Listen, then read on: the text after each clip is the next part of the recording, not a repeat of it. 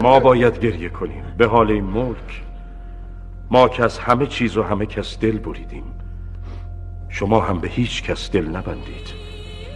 بترسید از مالی که به زور ستانده شود، بترسید از خونی که به ناحق ریخته شود، بترسید از آهی که از ته دل کشیده شود.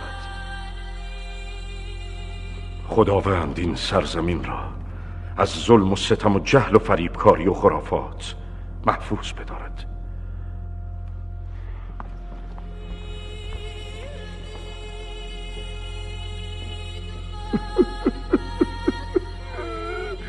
رفت جوانم که رفت. ریندم دیدم دم